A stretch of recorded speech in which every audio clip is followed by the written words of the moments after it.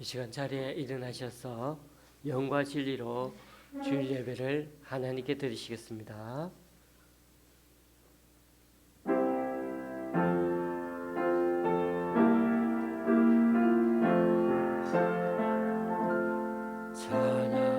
찬양하라 내 영혼아,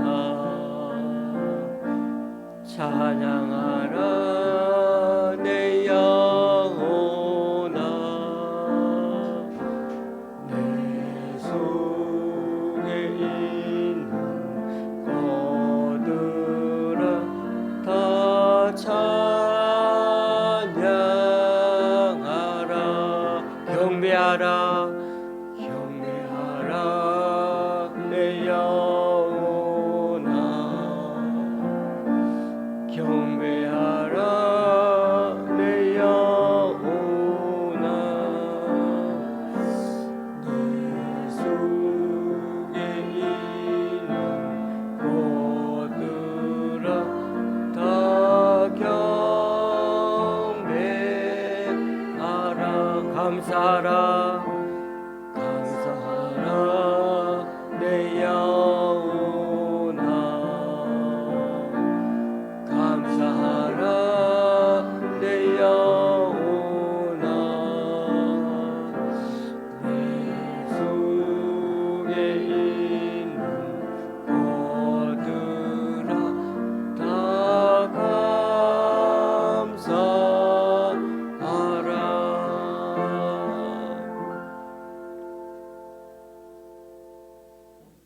하나님이여, 내 기도에 귀를 기울이시고 내가 간구할 때 숨지 마소서. 나는 하나님께 부르짖으리니 여호와께서 나를 구원하시리로다. 나를 대적하는 자 많더니 나를 치는 전쟁에서 그가 내 생명을 구원하사 평안하게 하셨도다. 내 짐을 여호와께 맡기라. 그가 너를 붙드시고 의인의 요동함을 영원히 허락하지 아니하시리로다. 아멘. 사도신경으로 주님께 신앙 고백 올려드립니다. 전능하사 하나님 아버지를 내가 믿사오며 그 외아들 우리 주 예수 그리스도를 믿사오니 이는 성령으로 잉태하사 동정녀 마리아에게 나시고 빌라도에게 고난을 받아사 십자가에 못 박혀 죽으시고 장사 뒤 사흘 만에 죽은 자 가운데서 다시 살아나시며 하늘에 오르사 전능하신 하나님 우편한 자 계시다가 저리로서 산자와 죽은 자를 심판하러 오시리라. 성령을 믿사오며 거룩한 공회와 성도가 서로 교통하는 것과 죄를 사하여 주시는 것과 몸이 다시 사는 것과 영원히 사는 것을 믿사옵나이다. 아멘. 자리에 앉으셔서 찬송 6장 찬양하시겠습니다.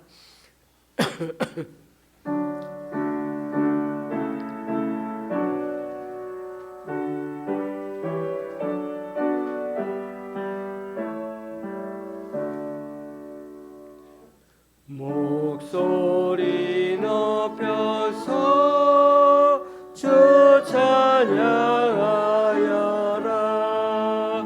영광과 권세와 존귀와 위엄은 오늘이 다스리시는 만왕의 왕께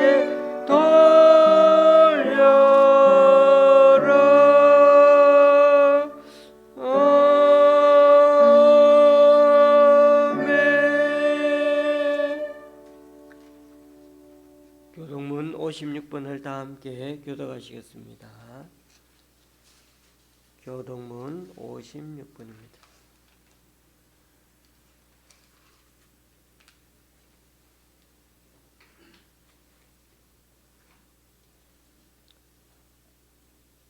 여호와를 경외하며 그의 길을 걷는 자마다 복이 있도다. 내 손이 능한 대로 먹을 것이라. 내가 복되고 형통하리로다. 내 집 안방에 있는 내 아내는 결실한 포도나무 같으며 내 식탁에 둘러앉은 자식들은 어린 감람나무 같으리로다. 여호와를 경외하는 자는 이같이 복을 얻으리로다. 여호와께서 시온에서 내게 복을 주실지어다. 너는 평생에 예루살렘의 번영을 보며 내 자식의 자식을 볼지어다. 이스라엘에게 평강이 있을지로다. 아멘. 우리 찬송가 374장입니다.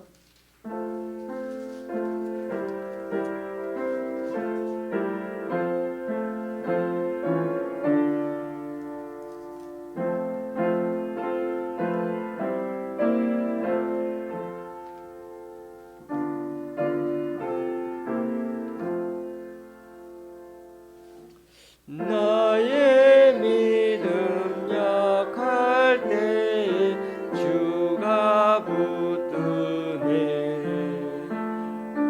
마귀 나를 꾀일 때에 주가 붙드네. 나를 붙드네. 나를 사랑하는 너의 주 나를 웃으네. 우리 구주 아니면 서지 못하네. 나의 사랑 식을 때에 주가 붙드네. 나를 붙드네. 나를 붙드네. 사랑하는 나의 주 나를 붙드네. 나를 귀히 모시고 항상 붙드네. 구원하는 사랑을 항상 붙드네. 나를 붙드네. 나를 붙드네. 사랑하는 나의 주 나를 붙드네. 나의 영혼 약할 때 주가 붙드네. 이르는 사슬이 주가 붙드네. 나를 붙드네. 나를 붙드네. 사랑하는 나의 주님 나를 붙드네.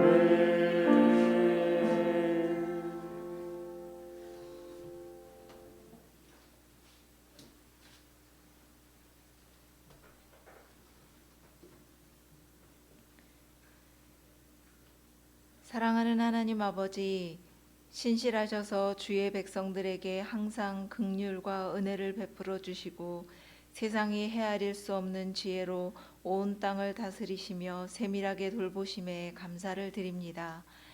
갑작스럽게 추워진 날씨는 우리의 어깨를 잔뜩 움츠러들게 하지만 그럼에도 이 추운 날씨도 만드시고 이런 추운 날씨들을 통해 세상의 바이러스들까지 통제하시는 아버지 하나님을 깨닫게 해주십니다.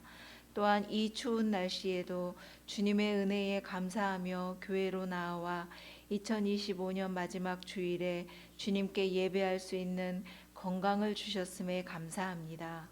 지금까지 우리는 역대기서와 에스라, 느헤미야와 시편과 미가서를 통해서 하나님께서는 이스라엘이 죄를 범했을 때는 분노하시며 진노하심을 참지 않으시지만 하나님의 인자와 성실로 주의 백성을 구원하시며 차오르는 긍휼로 인해 노를 오래 품지 못하시는 분이심을 알게 되었습니다.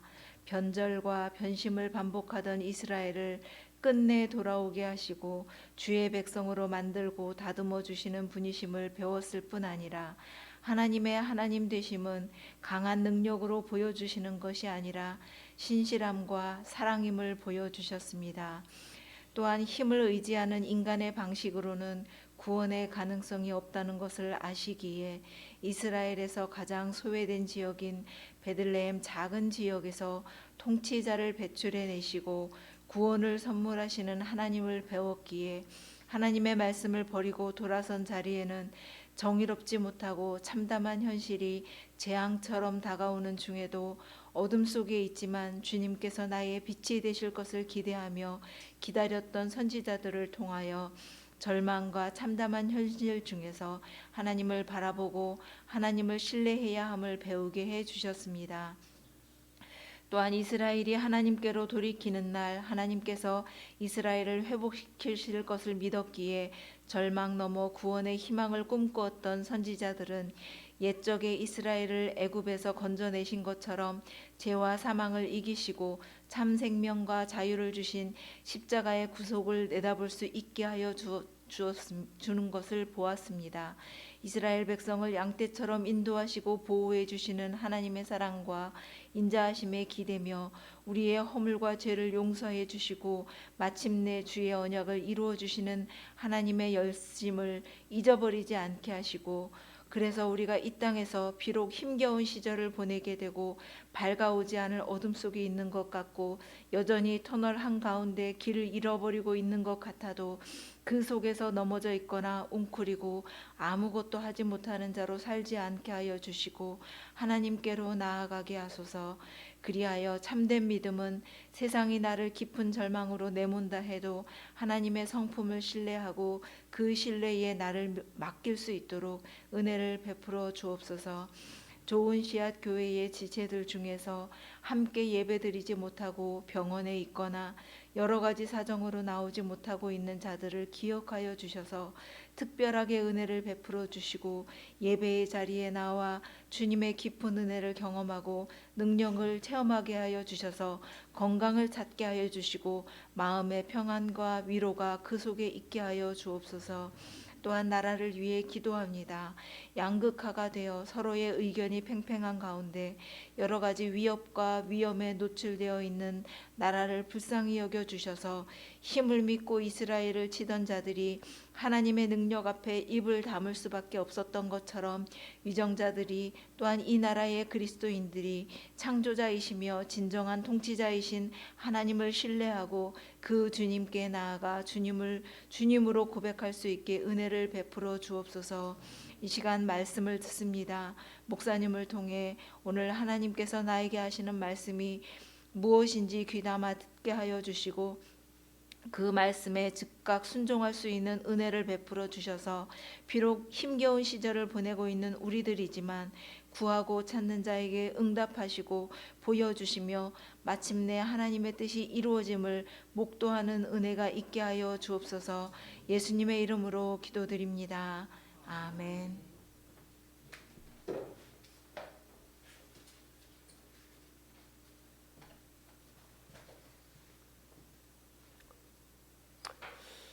오늘 우리에게 주시는 하나님의 말씀은 미가 7장 18절에서 20절까지입니다. 제가 가지고 있는 구약 성경은 1299쪽인데요. 1298쪽 아니면은 99쪽입니다.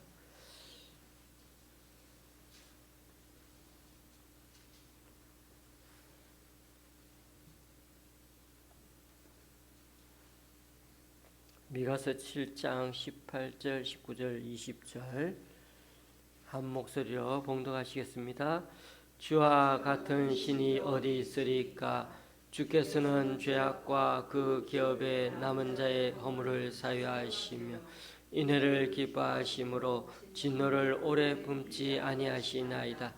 다시 우리를 불쌍히 여기셔서 우리의 죄악을 발로 밟으시고 우리의 모든 죄를 깊은 바다에 던지시리이다. 주께서 옛적에 우리 조상들에게 명세하신 대로 야곱에게 성실을 베푸시며 아브라함에게 인애를 더하시리라. 아멘. 핸드폰은 무음으로 또는 진동으로 바꿔주시면 감사하겠습니다. 오늘 기도문이 그냥 한편의 설교처럼 잘 이렇게 전해주셔서 감사드립니다. 구약의 선지자들 중에서 종교적인 부패만큼 이스라엘 사회의 부정부패와 사회악에 대해 아주 거칠게 고발하고 비판한 선지자들이 있다면 바로 아모스와 미가 선지자 두 명이 그 대표적입니다. 그런데 아모스는 미가보다 40-50년 이전에 활동했는데 그때는 그나마 이스라엘 주변의 강대국들이 야심을 부리지 않고 있어서 좀 다행이었습니다. 하지만 미가 때는요, 아수르가 북이스라엘을 쳐들어와서 그 북이스라엘 왕도 바꾸어 버리고, 그 결국에는 완전히 정복해서는 이 북이스라엘을 한 지방의 아수르 제국의 한 지역, 한 지방으로 만들어 버리고 다른 민족들을 이 사마리아 땅에다가 이주시키는 정책까지 그렇게 시행했습니다. 그러니까 이런 위기를 느낀 남쪽의 유다의 왕 히스기야는 다른 주변국들과 동맹을 맺어서 이 아수르에 대항해버리고 조공을 바치지 않기로 그렇게 결정해버렸습니다. 그래서 그는 예루살렘이 포위될 것도 대비해가지고 지하수로도 만들기도 했고 또 이집트 제국과도 연합 동맹을 맺었습니다. 그런 이런 모습을 보고 이사야와 미가 선지자는 왕의 이러한 결정에 대해서 그게 얼마나 어리석은 결정이며 결국 이 일로 인해서 바벨론의 포로가 될 거라고 예언까지 했습니다. 결국 이런 염려에 따라 기원전 701년에 아수르 제국이 대대적인 공격을 했고 유다의 46개 도시들이 그들의 손아귀에 넘어가 버렸습니다. 이 사실은 성경에는 나오지 않지만 아수르 비문에 나옵니다. 여기서 우리가 기억해야 할 점은 히스기야 왕은 전반적으로는 하나님을 믿는 아주 복이 드문 그런 훌륭한 왕이었지만 그러나 미래에 대한 그 두려움을 막아내기 위해서 결국 하나님보다 주변 동맹국들과 이집트 제국을 먼저 의지했다는 게 바로 하나님 편에서는 하나님에 대한 불신의 행동으로 보았던 것입니다. 여기서 우리는 아주 중요한 두 가지 관점을 놓쳐서는 안 됩니다. 첫 번째는 먼저 멸망한 그 사마리아, 그 사마리아를 보면서 멸망하게 된 그 결정적인 원인을 좀 제대로 분석해 보지는 않고 남유다 자신들에게 주는 그런 직접적인 교훈 메시지로 듣지 않았다는 게 아주 큰 불찰이었습니다. 하나님은 1장에서 이미 사마리아도 예루살렘도 다 하나님 앞에서는 독인 개긴, 도찐 개찐이라 그러나요? 50보 100보라고 그러나요? 그 죄악이 사마리아나 예루살렘도 다 똑같다는 거예요. 그 죄악의 모습이 거기에 거기다. 그렇게 주님은 말씀하시면 이미 경고까지 하지 않았습니까? 북이스라엘 사마리아, 북이스라엘이 산당이나 모시는 그 우상숭배처럼 예루살렘도 산당과 별반 다를 게 없다고요. 그런 점에서 성군 히스기야 왕 시대였음에도 불구하고 여전히 그 시대의 부정부패와 사회악이 판을 쳤던 것은 결코 우연이 아니었습니다. 두 번째로 또 다른 중요한 관점 하나는 이러한 인생의 위기가 닥쳤을 때 우리가 사람과 환경을 먼저 더 의지하는 것을 하나님은 당신에 대한 불신으로 보신다는 점입니다. 여러분 생각해 보세요. 집에 먹을 것이 없어요. 그러면 당연히 주변 사람들에게 도움을 청하거나 아니면 뭐라도 해서 돈을 벌어 먹고 살아야 맞지 않습니까? 하나님도 그렇게 행동하는 것을 탓하거나 우리 보고 무턱대고 믿음이 없다고 책망하시는 게 아닙니다. 중요한 것은 먼저 하나님을 바라보고 하나님께 의지하는 마음은 없이 하나님께 부르짖는 마음은 없이 그저 자신의 머리와 자신의 방법으로 해결하려고 드는 것이 잘못이라는 겁니다. 만약 그렇게 해서 현재 상황이 떡하니 해결된다면 어떻게 하겠습니까? 그렇게 되면 사람은 앞으로도 더더욱 자신의 머리와 방법을 먼저 더 의지하게 되지 않겠습니까? 그래서 비록 히스기야 같은 훌륭한 왕이 다스리는 그 시대였음에도 불구하고 이사야나 미가 같은 선지자들이 계속 나타나서는 오랫동안 하나님의 말씀을 계속 선포할 수밖에 없었던 것입니다. 그런 점에서 우리 자신의 영적이고 현실적인 주제 파악을 하나님 관점에서 제대로 깨닫는 것이야말로 그 문제를 8, 9할 정도 이미 해결한 거나 마찬가지입니다. 그만큼 하나님의 마음부터 먼저 하는 일, 문제의 원인 분석이 제일 중요하다는 말씀입니다. 미가서는 소선지서에 속하고 그렇게 내용이 많지 않는데도 불구하고 학자들마다 사실 일치하는 분석이 제대로 없다는 게 또 하나의 미가서 특징이기도 합니다. 제가 계속해서 주석이나 주예서들을 여러 권 봐도 다 구조 분석이 다릅니다. 그만큼 문맥을 파악하기 어렵다는 말이죠. 그렇다고 미가서가 정말 까다로운 내용은 아닌데요. 무슨 말인지는 알겠는데요. 글의 배치가 여기저기 막 좀 뒤섞여 있어서 일맥요연하게 분석해 내기가 어렵다는 것입니다. 그럼에도 좀 우리 머리에 그려지는 미가서 말씀으로 한번 정리해 볼 필요가 있습니다. 1장에 보면 저번에도 말씀드렸지만 하나님이 성전에 가서 나와가지고 예루살렘 성 높은 곳에서 강림해서 엄중한 심판을 내리시고 있는 환상을 보여주고 있습니다. 2장에서는 밤에 침상에서 죄와 악을 꾸미고 날이 밝자 그 악행을 실제로 행하는 그런 탐욕스러운 부자들을 하나님이 심판하겠다는 내용이 나옵니다. 그리고 선지자의 경고도 제대로 듣지 않는 그런 백성들도 똑같이 심판하겠다고 말씀합니다. 3장에는요. 그런 부자들과 달리 통치자들과 권력자들 그리고 거짓 선지자에 대해 아주 강력한 경고가 나오는데요.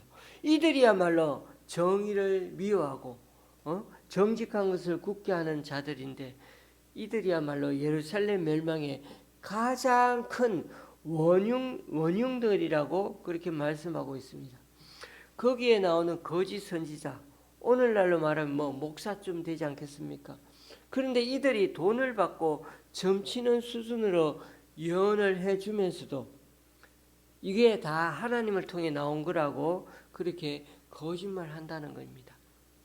그리고 정치가들, 권력가들, 하나님은 이들 때문에 시온은 갈아엎은 밭이 되고 예루살렘은 무더기가 될 것이고 성전에 사는 수풀로 가득 우거진 그런 곳이 될 거라고 완전히 폐허가 되어버릴 것이라고 그렇게 심각하게 경고하고 있습니다. 바로 이들 때문에요.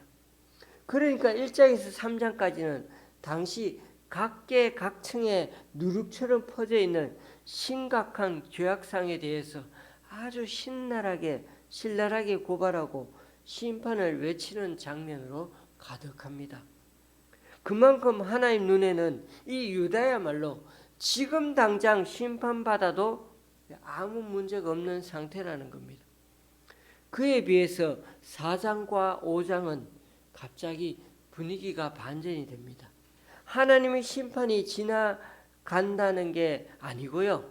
반드시 심판은 임하게 되어 있지만은 그 하나님의 심판이 있은 후에는 그것으로 모든 게 끝이 나는 게 아니라는 겁니다. 흩어지고 쫓겨난 자들을 하나님 다시금 모아가지고 야곱의 남은 자로 삼아서 시온산 예루살렘에다가 다시 돌아오게 만들겠다는 겁니다.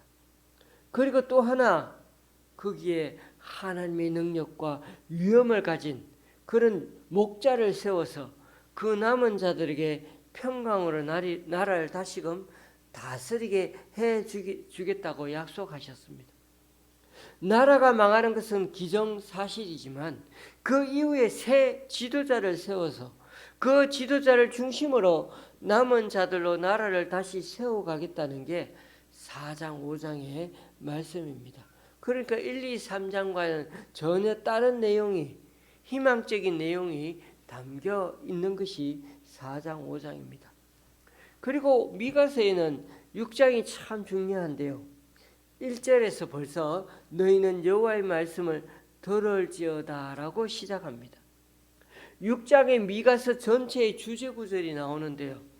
정말 하나님 뜻이 뭔지 좀 제발 잘 들어보라는 겁니다. 첫째, 공의를 행하며 살고, 둘째, 이웃을 사랑하여 하면서 살고, 셋째, 겸손하게 하나님과 동행하며 살아가라는 것입니다. 그게 바로 하나님 뜻이라고 그렇게 말씀하고 있습니다. 그래서 지금이라도 개과천선해야 너희가 다시금 개과천선해야 한다는 것입니다. 그리고 개과천선해야 하는 실제적인 목록까지 신뢰를 들고 있는데요. 부자들은 제발 집에 쌓아둔 불의한 재물 그것 좀 처분하고, 장사꾼들은 일부러 작게 만든 그 대박 그거 없애버리고, 눈금 속에 만든 저울 그것도 없애버리고, 재질이 다른 저울추로 그렇게 사기칠 생각 버리라는 겁니다. 또 기업가들은 약자들을 윽박지르고 위협해서 빼앗는 집 제발 그만두라는 겁니다.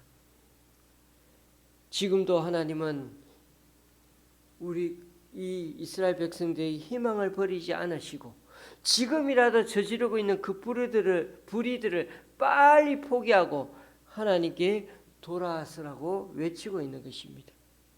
미가 선지자가 또 다른 한편에서는 이사야 선지자가 이렇게까지 미가와 이사야가 이렇게까지 양쪽에서 외치고 있는데도 히스기야 시대만 해도 여전히 하나님의 심판을 받을 수밖에 없는 너무나 타락한 시대였다는 것입니다.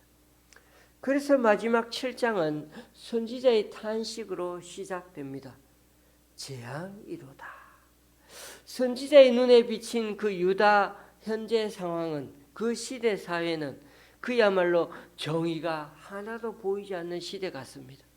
마치 여름 과일을 다 따고 나면은 나무에는 가지들만 덩그렇게 남아있는 꼴이라는 겁니다. 그래도 가난한 이들을 위해, 나그네들을 위해 조금 여분의 과일들을 남겨두라고 했는데, 그런 하나님의 자비는 이제 다 무시된 채 삭막한 사회 분위기가 조성되어 있다는 것입니다. 관리들은 부패했고 형제간에도 치고받고 싸우는 게 다반사가 되었습니다. 이웃도 친구도 아내까지 신뢰할 수 없고, 심지어 부모와 자식 간에도 원수가 되어진 풍경이 바로 그 시대에 사회상이란 것입니다. 여러분, 이런 현실이 유다 사회만 그런가요? 지금의 우리 시대와 전혀 별반 다를 게 없습니다. 여러분, 이처럼 가까운 사람 사이조차 신뢰가 다 무너지게 되면 그 사회 자체는 결국 무너지게 되어 있습니다. 그리고 그 신뢰가 무너진 사회야말로 정의롭지 못한 세상이야말로 바로 하나님의 재앙이 벌써 이미 임했다는 반증이라는 것입니다. 이 얼마나 무서운 말씀입니까?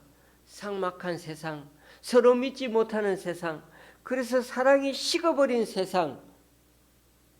그래서 가끔 순진한 사람들을 만나게 되면 이 사람들이 자기들 딴에는 조언한다고 이렇게 말하는 우스꽝스러운 그런 광경이 벌어집니다.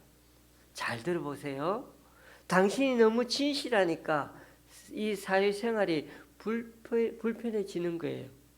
자꾸 정직하게 되면은 당신이 손해보게 되니까 제발 좀 대충대충 살고 대충대충 하며 사세요.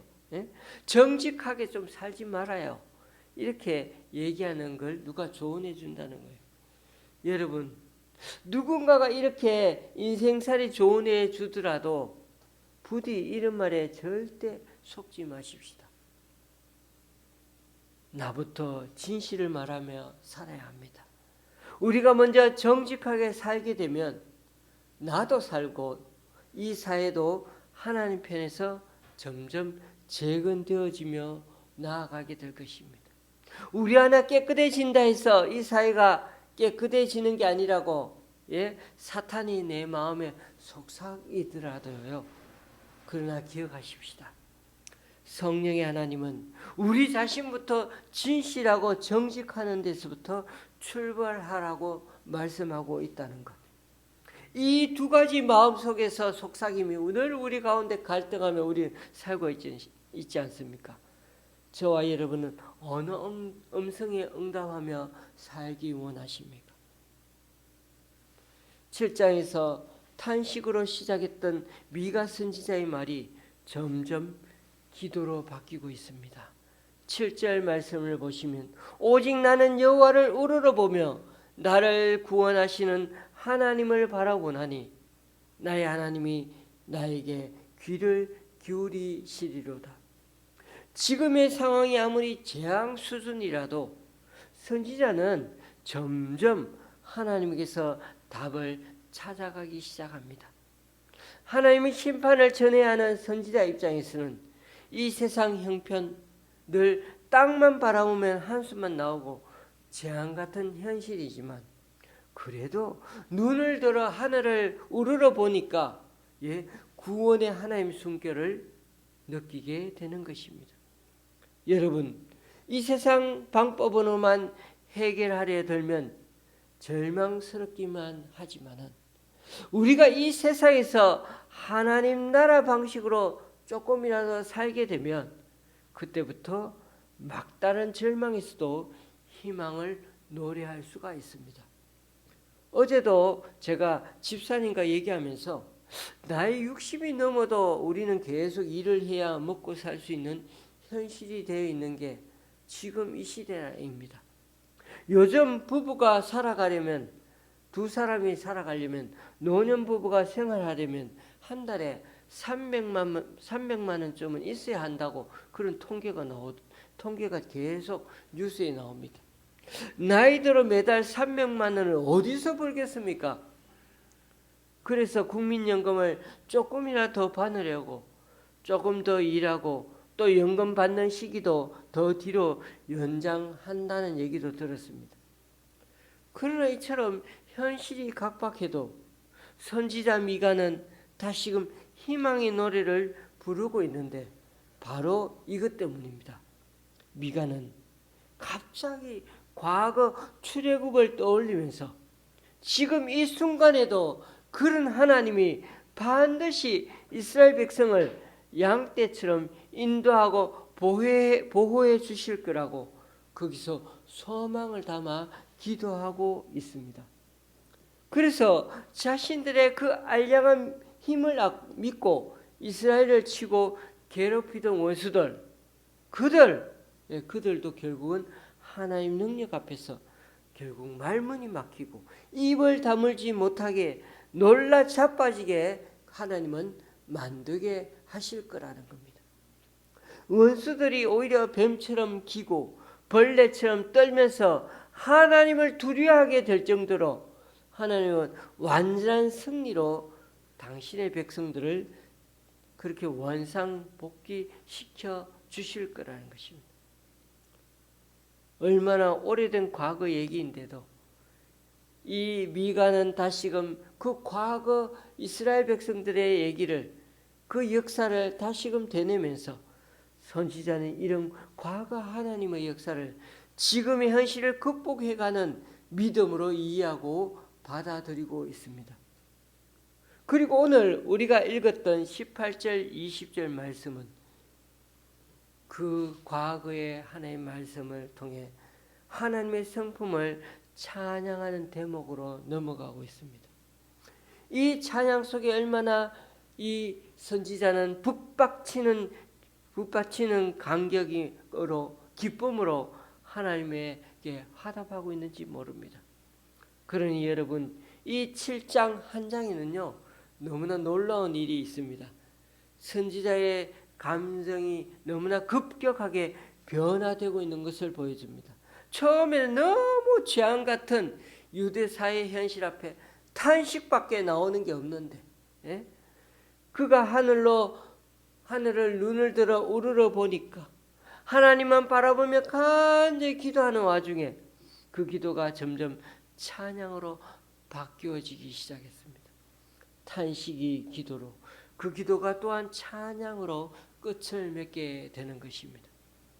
교우님들, 저는 오늘 특별하게 무슨 설명을 더하여 오늘 설교 말씀을 드리는 것이 아니고요, 그저 1장에서 7장까지 미가서 말씀의 흐름을 다시금 되짚어 보기만 했습니다. 그런데도 우리가 잘 들여다보면 유다의 문제가 어디에 있는지를 우리는 알 수가 있습니다.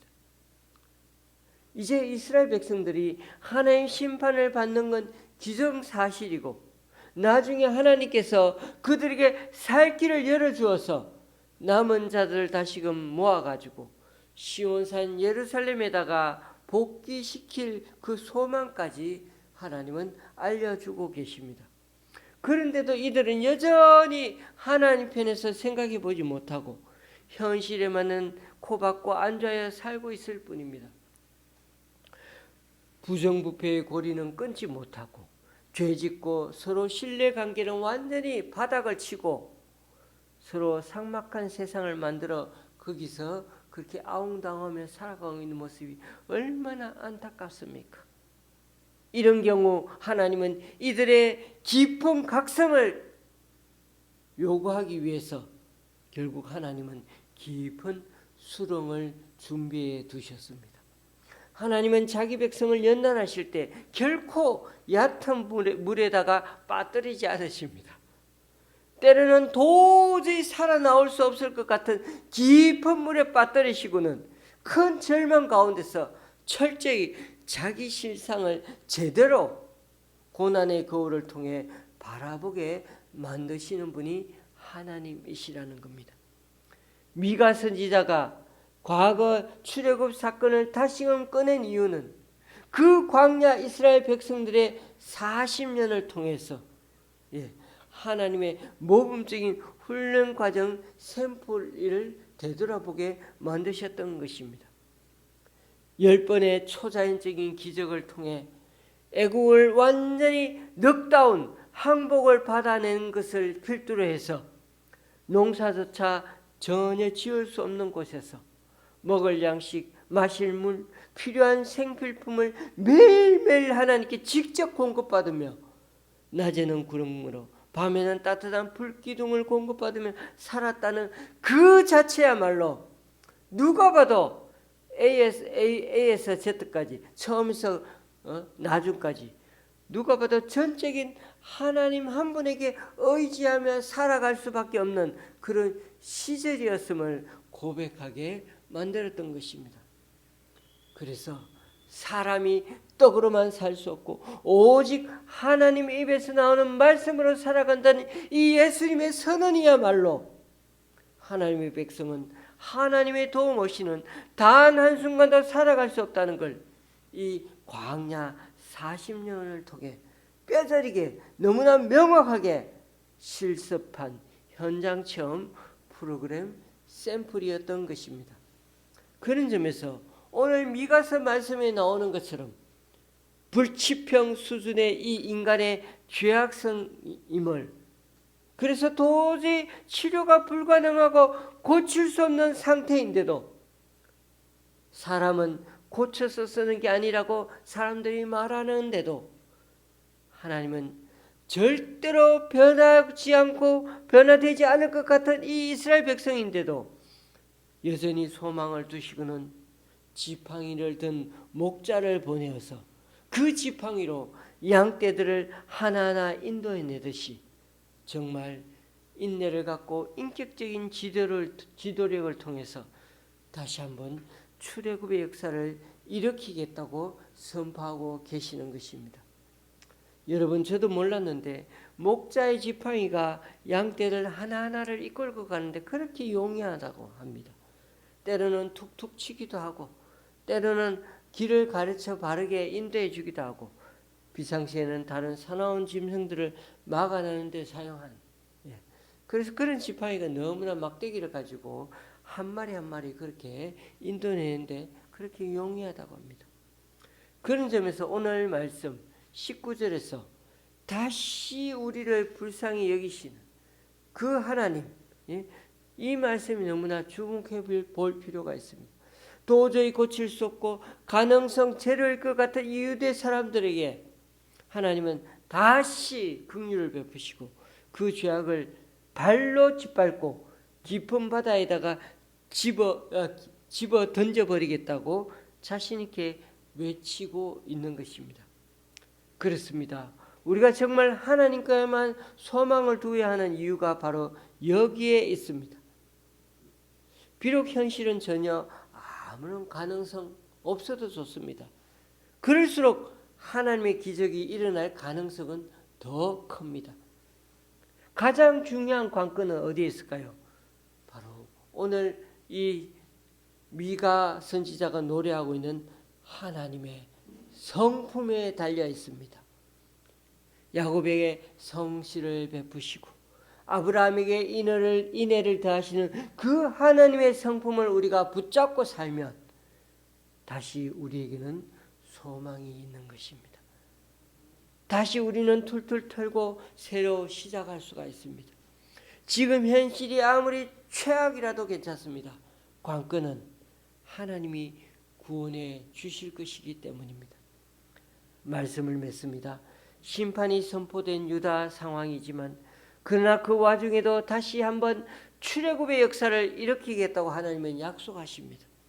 비록 우리의 현실이, 우리 교회의 현실이 최악을 달리더라도 저와 여러분의 인생에 모세 시대에 일어났던 그 기적의 역사가 다시 재현되기를 소원합니다.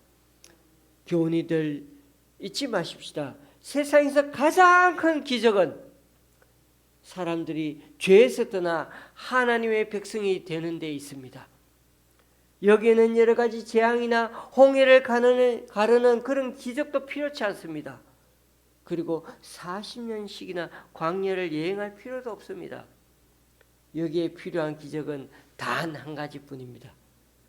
하나님의 독생자 예수 그리스도께서 십자가에 못 박혀 죽으시고 그리고 그 죽은 자 가운데서 다시 부활하시기만 하면 되는 것입니다.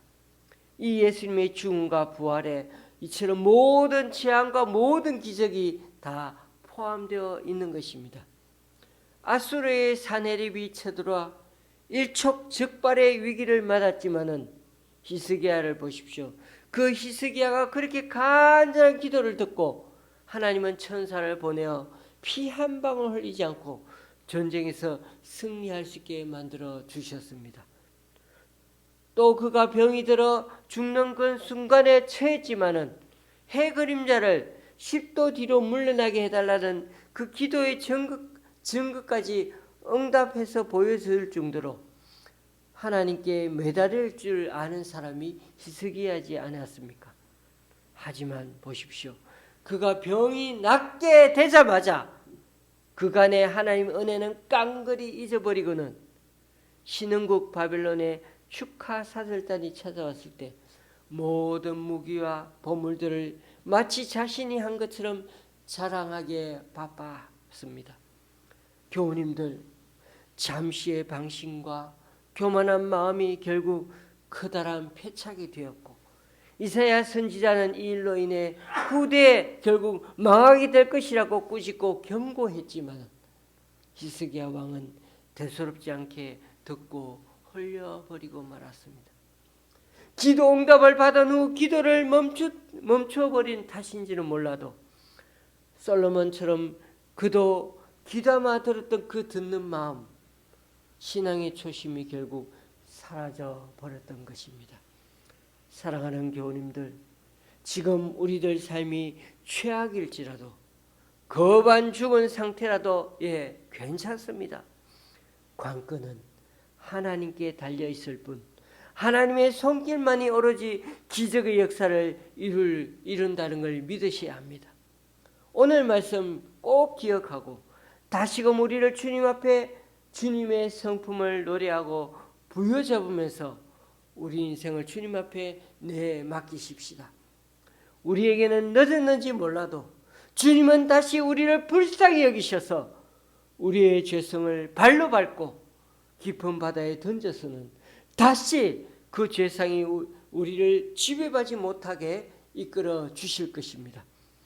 부디 교만하지 않고 늘 현실의 지금의 삶에서 꾸준히 하나님의 공의를 행하고 인자를 사랑하며 겸손히 주님과 동행해 가는 저와 여러분의 삶이 될 수 있기를 주님의 이름으로 간절히 축원합니다. 기도하시겠습니다. 우리가 잘 아는 성군 히스기야도 시대가 어려워지고 위기에 닥치니까 자신도 모르게 하나님을 의지하려 들기보다는 사람을 의지하고 환경을 더 의지하는 순간이 있었습니다. 비록 하나님 중심으로 산다 하면서도 히스기야 시대조차 타락하여 정치, 종교, 경제, 사회 속의 권력가들을 비롯하여 장사꾼과 거짓 선지자들까지 타락하지 않은 곳이 없을 정도로 썩어서 고물대로 고문 상태였음을 미가 선지자는 냉정하게 까발리고 있습니다.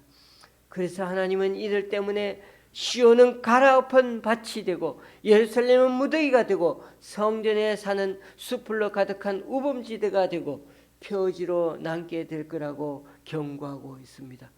그럼에도 선지자는 포기하지 않고 지금이라도 늦지 않았으니 지금이라도 저지르고 있는 불의들을 빨리 포기하고 하나님께로 돌아서라고 외치고 있습니다. 선지자가 보기에 지금 이 순간이 최악이어서 관리들은 부패했고 형제간에도 치고받고 싸우고 아내까지 신뢰할 수 없고 심지어 부모와 자식간에도 원수가 된 지경임에도 이 신뢰가 깨어지고 무너진 재앙 수준의 상황이에도 그래서 탄식밖에 안 나오지만 그럼에도 눈을 들어 하늘의 하나님에게서 소망 찾기를 멈추지 않았습니다. 그리고 탄식이 기도로 바뀌고 또 과거 하나님이 역사하신 그 출애굽 광야의 놀라운 사건을 기억해내면서 불치병 수준의 지금이라도 다시금 원상복귀해 주실 그 소망의 이유를 찾아내고 또 기뻐합니다. 주님, 오늘도 그때 미가 상황과 하나도 다르지 않은 것 같습니다. 우리에게 그때처럼 놀라운 기적으로 임하게 해주시되 독생자 예수 그리스도 그 십자가 부활 사건이 우리에게 놀라운 일상의 기적이 되게 하여 주시옵소서. 지금 우리들 상황이 삶이 최악일지라도 거반 죽은 상태일지라도 주님 다시 우리를 불쌍히 여기셔서 우리의 죄성을 발려밟고 깊은 바다에 던져버리고 생활 체질까지 변화될 수 있도록 우리를 이끌어 주시옵소서. 그래서 원래 주님의 백성답게 공의를 행하고 인자를 사랑하며 겸손히 주님과 동행해가는 그런 사람으로 우리를 거듭나게 하여 주시옵소서. 예수님의 이름으로 기도드리옵나이다. 아멘. 찬송가 393장입니다.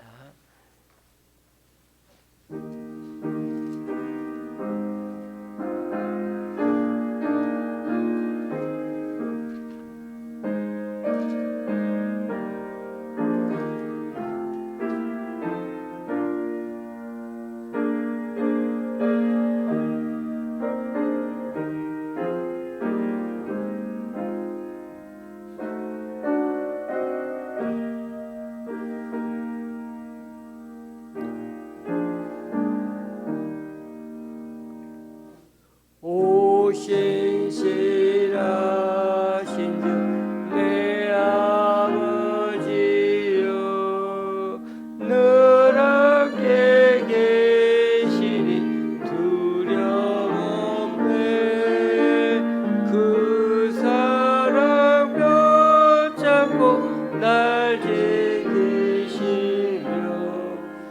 오세나 오늘이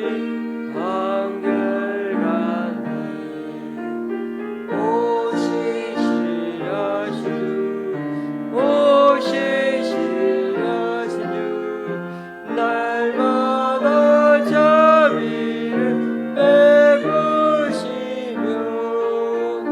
일용할 양육도 내려주시니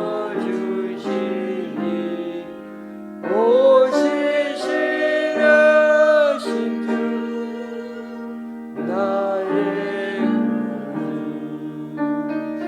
봄철과 또여름 가을과 겨울 해와 달 별들도 다 주의 복 마무리 주 영광 드러내누다.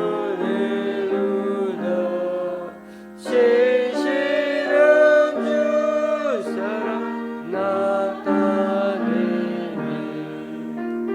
오 신실하신 주 오 신실하신 주 날마다 자비를 베푸시며 일용할 모든 것 내려주시니 오 신실하신 주 나의 구주 내게를 사하여 안위하시오. 주 주인이 오셔서 인도하네. 오늘의 매고 내일의 소망 주만이 복을 내리시네.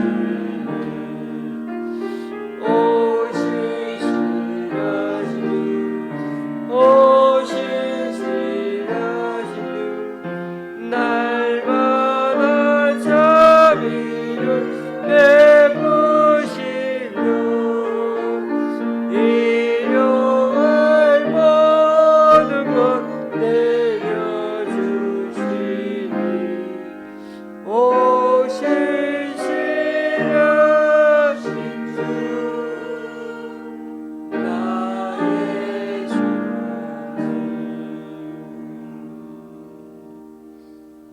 아멘. 이제 다 같이 일어나셔서 하나님께 예물을 봉헌하시겠습니다.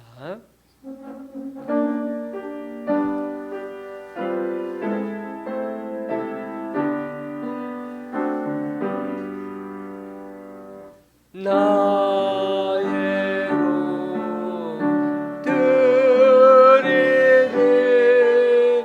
주여 받아주셔서 하늘나라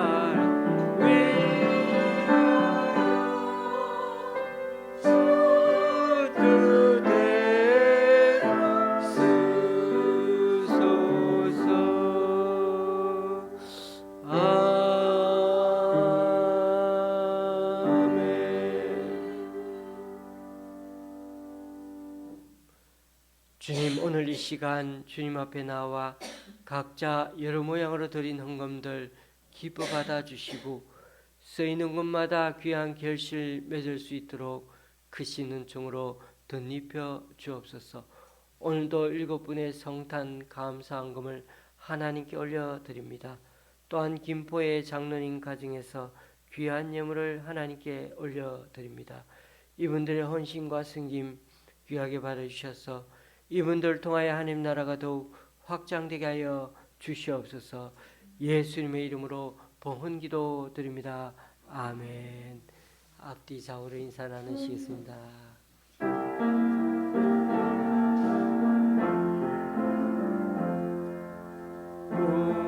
우리에게 야가신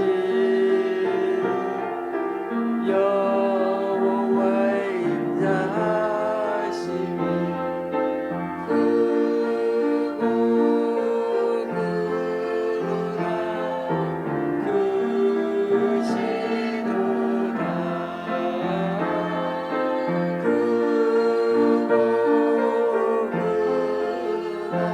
크도다 크시도다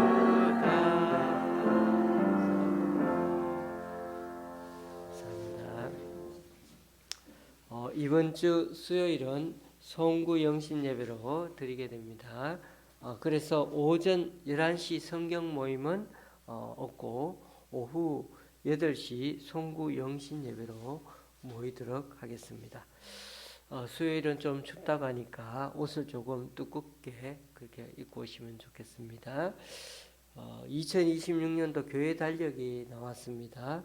여러 부 가져가셔서 다른 분들에게 나눠주셔도 되고요. 무거우면 다음 주에 또 가져가셔도 되겠습니다. 우리 양평동 대명 요양병원에 있는 우리 유호근 성도님을 위해서도 또 우리 재활병원에 있는 강춘자 권사님을 위해서도 기도해 주시면 감사하겠습니다. 그 외에 우리 강 권사님 여러 친척분들 위해서도 기도해 주시면 감사하겠습니다. 우리 찬송가 53장입니다.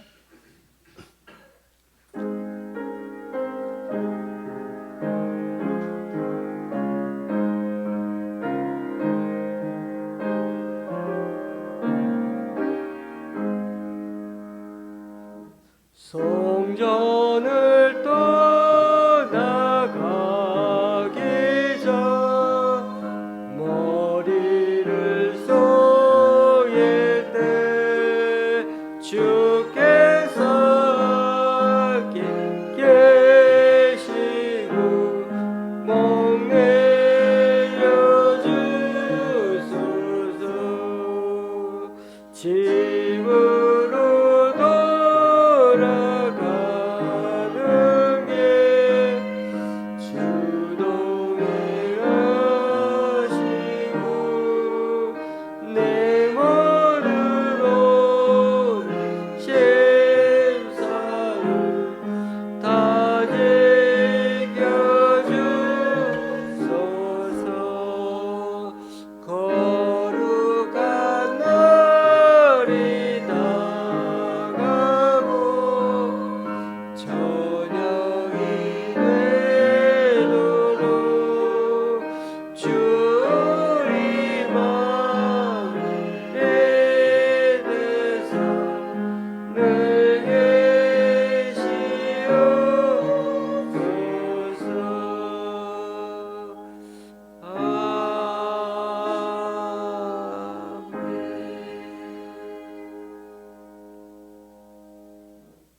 우리 주 예수 그리스도의 은혜와 하나님 아버지의 크신 사랑과 성령님의 교통 교제케 하심이 비록 전반적으로 신앙심 깊은 왕이라 할지라도 하나님보다 환경과 사람을 의지하고 또 하나님을 잊고 자만심에 차 있게 되면 이스라엘 백성들처럼 하나님의 심판은 여지없이 임할 수밖에 없는 연약한 존재들임을 깨닫고 우리 자신부터 늘 진실하고 정직한 데서부터 출발하여 이 사회에서 빛과 소금으로 주님 앞에 쓰임받고 그 누구에게도 작은 희망 등불이 되고자 또다시 애쓰기 원하는 여기 모인 우리 조원시학교의 성도님들과 그 가정 위에, 또 이 시간 함께 예배하러 온 우리 집사님 위에, 병원에 계신 우리 강춘자 권사님, 유옥원 성도님 위에, 여러 사정으로 교회에 나오지 못하는